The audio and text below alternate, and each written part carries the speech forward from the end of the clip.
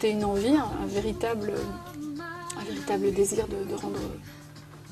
de faire cette révérence en parlant des femmes qui m'ont faite, ni plus ni moins, qui font que sans ce passage dans ma vie, sans leur présence, je dis sincèrement que je ne serais pas qui je suis.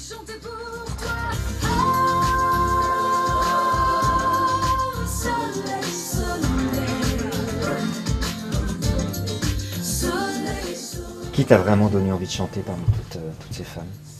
Elles m'ont toutes donné envie de chanter. C'est très difficile, c'est pour ça que j'ai fait un album. Mais le point de départ, parce qu'après il y en a certaines Nana que tu as... Mouskouri. Nana Mouskouri, c'est le point de départ. Parce que ça, c'est ma première joie d'enfant, si on veut. Parce que ma mère écoute ça en boucle, parce que mon père apporte les billets un soir pour aller la voir aux Beaux-Arts, j'ai 8 ans. C'est la première fois que je me sers d'un mortier comme d'un micro en me collant devant le miroir de l'entrée pour faire semblant que je suis chanteuse.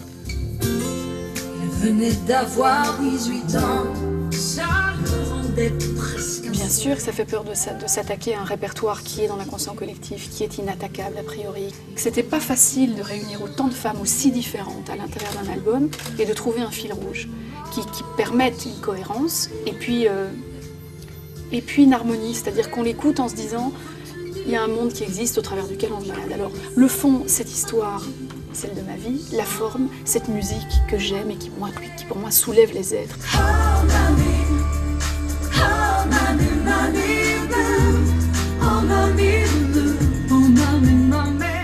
C'est un gospel peut-être plus urbain, mais il n'en reste pas moins que c'est un gospel avec une quarantaine de voix qui chantent autour de moi et qui portent, qui rendent la tâche, j'allais dire, peut-être un peu plus légère, un peu plus facile.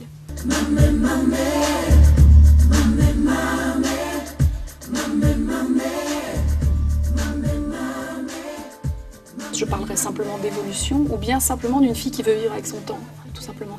C'est un peu comme si je continuais de me fringuer avec les trucs que je portais dans les années 70, fin des années 70, quand ma mère m'habillait avec les grands cols, et qu'aujourd'hui, en 2009, j'étais encore habillée avec un décalage pareil. Pour moi, la musique, c'est la même chose. Je pense qu'à un moment donné, il ne faut pas s'étouffer avec ses propres hits, ses propres chansons ou ses propres succès. J'avais le sentiment que musicalement, il fallait que j'aille ailleurs.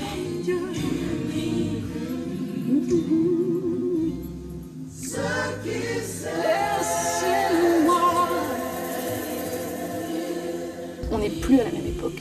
Alors oui, je crois qu'on est à cette étape. En général, je crois que les gens ils sont saoulés, ils n'en peuvent plus de... Voilà. Comment dire, ce que les médias ont très gentiment appelé les chanteuses à voix, les grandes chansons, les grandes mélodies, les ci, les ça. Apparemment, les chanteuses à voix, on va dire elles ont fait leur temps. Et je rends hommage, je fais une révérence à ces femmes. Et je les mets dans un espace musical qui fait que quand on allume la radio aujourd'hui, qu'on regarde la télé, on se dit pas « Qu'est-ce que c'est que ce truc sorti des années 90 ?» Voilà, c'est tout. Tu n'as pas envie d'être une chanteuse des années 90?